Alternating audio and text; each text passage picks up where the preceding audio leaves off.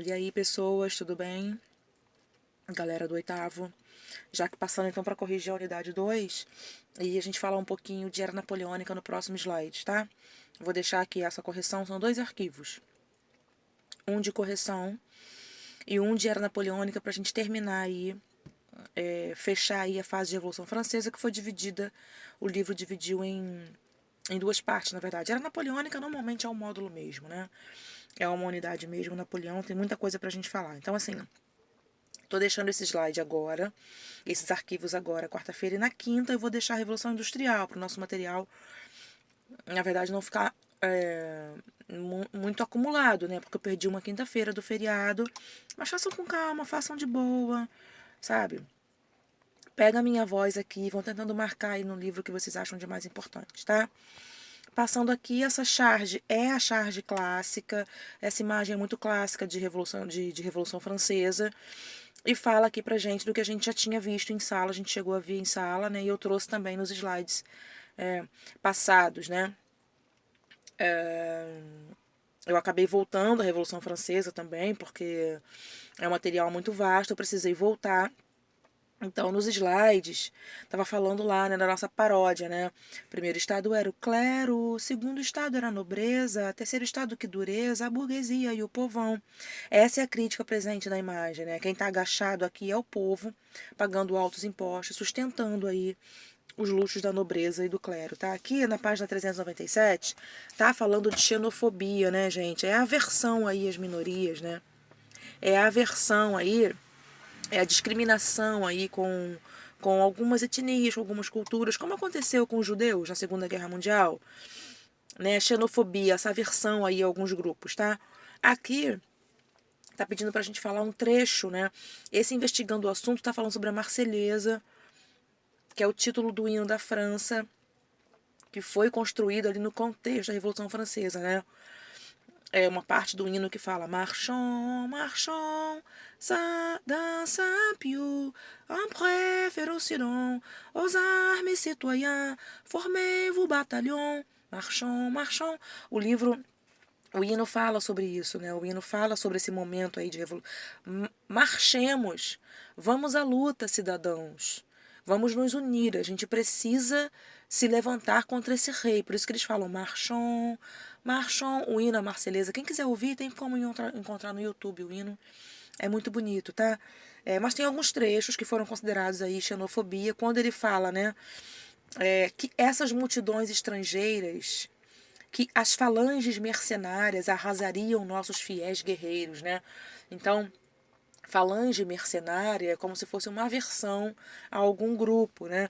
Essas multidões estrangeiras estão olhando o outro com xenofobia, então alguns interpretam esse trecho como xenófobo, tá? Você concorda com essa postura? Aí a gente relativizar, cada um tem a sua opinião, né? Eu tenho a minha opinião particular, o hino é muito bonito, tem essa parte que a gente tem que considerar assim, tá? E aí cabe a cada um de vocês quiserem ver. Tem como a gente vê na internet, tradução e tudo. O hino é muito bonito, tá? Da França. Aqui, na 399, eu vou abrir aqui a minha 399. A primeira pergunta está assim: caracterize a ideologia ideológica e socialmente os girondinos e jacobinos. Girondinos era aquele grupo, né, da minoria, aquele grupo que pertencia, que defendia lá, né, as ideias da alta burguesia. E os jacobinos eram os mais radicais, o Robespierre era jacobino e defendia aí a baixa burguesia, né, vamos dizer assim, né, os jacobinos representavam lá os interesses da pequena burguesia, tá? A data 9 do termidor do calendário da Revolução marca a reação dos monarquistas e a instituição do Diretório número 2. O que foi essa reação? Girondinos vão assumir o poder. Na França, os girondinos vão assumir na hora aí do diretório, né? O diretório são os girondinos retomando o poder, ou seja, a alta burguesia retomando o poder, tá? Esse 9 de termidor tá lá na página 396. Termidor era um ano, né, um ano do calendário revolucionário, um mês, perdão, do calendário revolucionário. Brumário, Termidor, como o nosso novembro, o nosso dezembro, tá? Calendário revolucionário tinha esses nomes, né, como meses. 3, em setembro de 791, O rei foi obrigado a aceitar a nova Constituição Francesa. Tá falando aqui da monarquia constitucional, pessoal. Características, duas resoluções contidas na Constituição. Vai aparecer ali a divisão do Estado em três poderes, a ideia do Montesquieu, de legislativo, executivo e judiciário, e vai aparecer também a ideia da liberdade do comércio, do Adam Smith, ambos iluministas. Ambas aí ideias iluministas presentes na Constituição Francesa, tá? A 4 está falando da Declaração dos Direitos do Homem e do Cidadão. Quais são as principais mudanças obtidas na Declaração dos Direitos? Ideia de liberdade, ideia de igualdade cidadão perante a lei, liberdade de crença religiosa, vai surgir tudo ali na Constituição, na Declaração dos Direitos do Homem e do Cidadão, tá? Na B, tá assim, olha, que semelhanças podemos destacar entre a Declaração dos Direitos do Homem e a nossa Constituição. A nossa Constituição também, gente, fala que o Estado é laico. Está lá na Constituição de 1988, constituída, feita inclusive depois de um momento aí de ditadura, né? A gente vai ver isso no 9º ano. A nossa Constituição atual fala que o Estado é laico, ou seja, liberdade de religião, né? Como tinha também lá na Constituição da França. Aqui, na letra C, perdão, está falando o princípio universal e incondicional de liberdade. Foi respeitado durante o processo revolucionário? Não, gente, não foi respeitado porque mulheres e camponeses ainda eram marginalizados, né? Por isso aí a Olympe de Gouges vai instituir, vai escrever aí a Declaração dos Direitos da Mulher Cidadã, perdão, estou aqui na 400, tá? Na letra C. Então, não, né? Camponeses ainda vão estar à margem, né? As mulheres também vão estar à margem do voto e tudo. Então, não foi amplo aí, né? Esse princípio de liberdade e igualdade não foi amplo, tá? D, na sua opinião, o artigo 5º da Constituição de 88 tem sido respeitado? Pessoal, o artigo 5º fala sobre aí, né, a questão de liberdade, né? A gente vê uma desigualdade crescente, a gente ainda vê trabalho escravo. Então, não está sendo respeitado. Tarefa número 1. Caracterize as três ordens, os três estados. O primeiro estado era o clero, o segundo a nobreza e o terceiro a burguesia e o povão. 2. Declaração dos Direitos do Homem e do Cidadão. O que ela falava, pessoal? Podemos afirmar que ela representou algum avanço em relação à anterior, à declaração? Assim, né? Ela vai assegurar aí alguns direitos, como a religiosidade, como eu falei para vocês, vai aparecer a questão da liberdade de expressão, mas ela vai beneficiar muito a burguesia quando ela fala de propriedade privada. Propriedade privada, pessoal, é questão de bens, né? De ter bens, de ter direito a enriquecimento, né? Você tem uma propriedade e desfrutar disso. E a gente vê que o povo não tem direito a isso, entendeu? Acaba beneficiando muito a burguesia, que vai ser o grupo que vai ficar mais feliz no final da Revolução Francesa vai ser a burguesia, tá? 3. Lá em cima, leia o texto a seguir e depois responda o que se pede. O texto, pessoal, tá falando sobre Estados Gerais estiveram reunidos.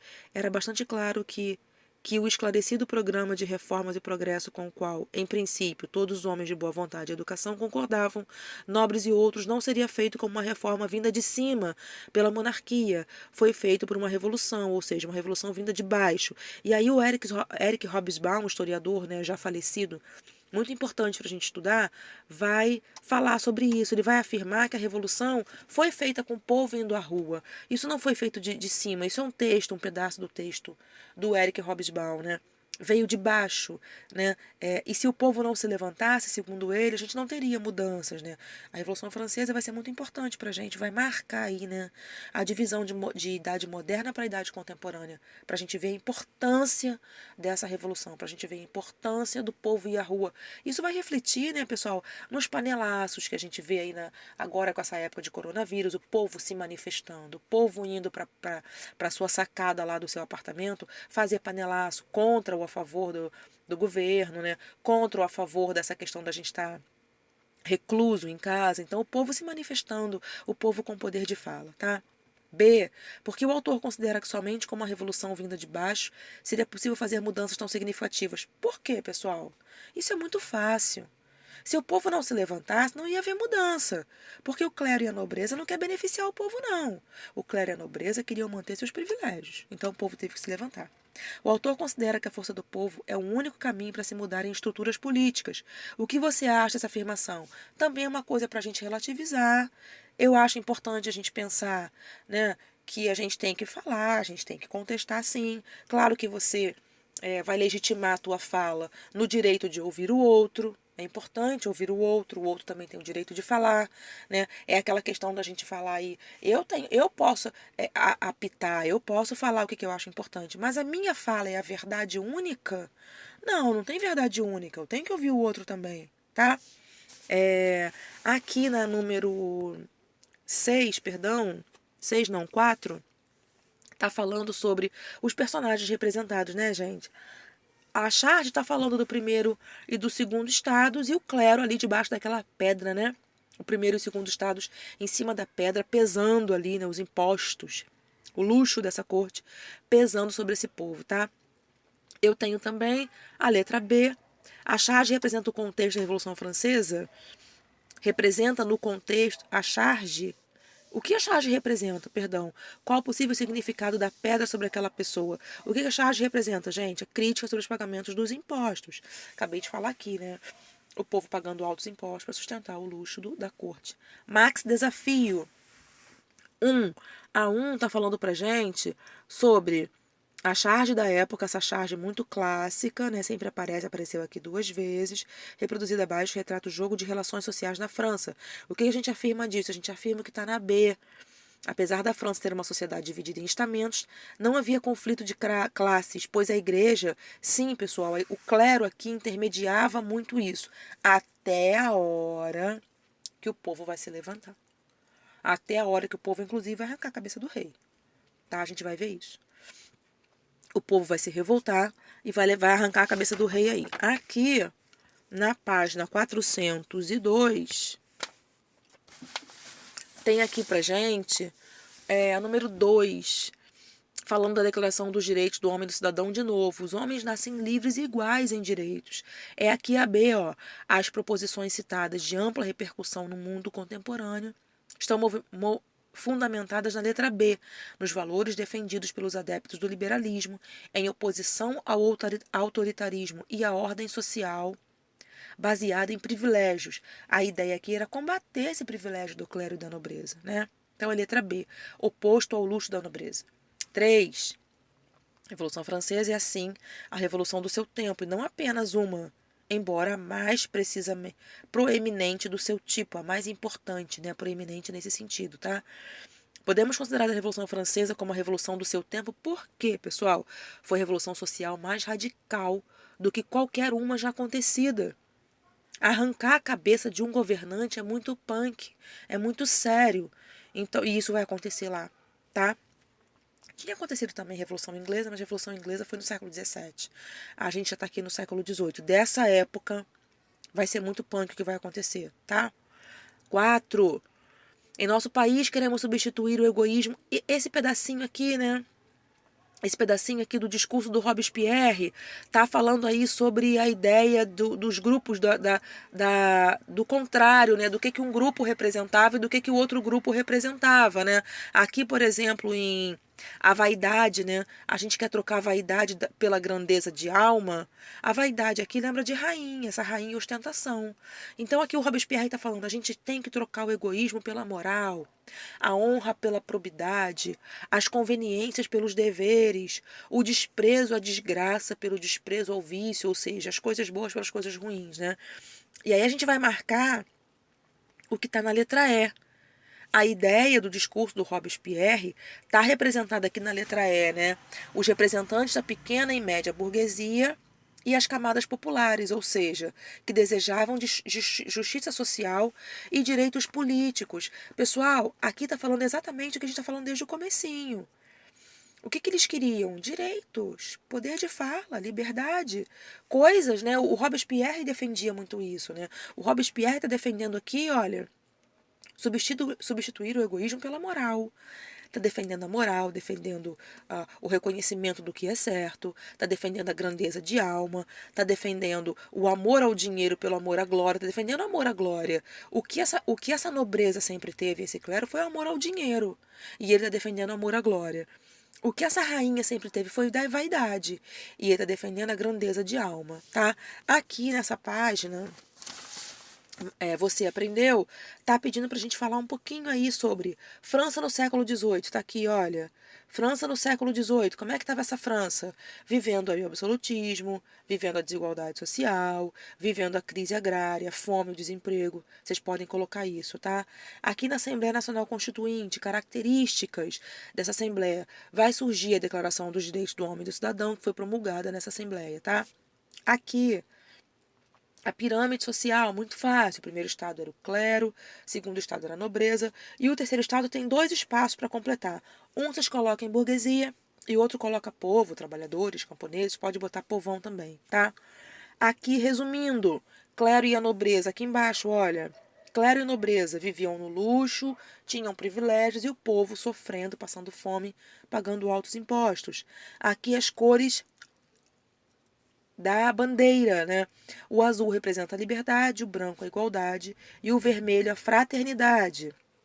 Napoleão Bonaparte, vou deixar ele por último, que a gente vai falar dele já já. Aqui eu tenho direitos naturais do homem. O homem tem direito à liberdade de expressão, de religião, à segurança, à igualdade. Tá? Isso vai ser estabelecido lá nos direitos naturais do homem, na Declaração dos Direitos do Homem e do Cidadão. Tá?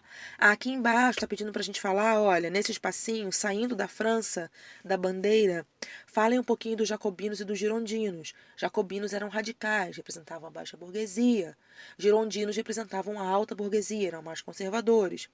Fase do terror vai ser aquele momento em que o Robespierre, lá no Assassin's Creed, a guilhotina vai cantar. A guilhotina vai ser muito usada nesse momento do terror. Ele vai matar, inclusive, amigos dele que ele dizia, né, que eram suspeitos de estarem mancomunando ali contra ele. Arrancava a cabeça da galera, tá? Robespierre vai pirar e dar batatinha.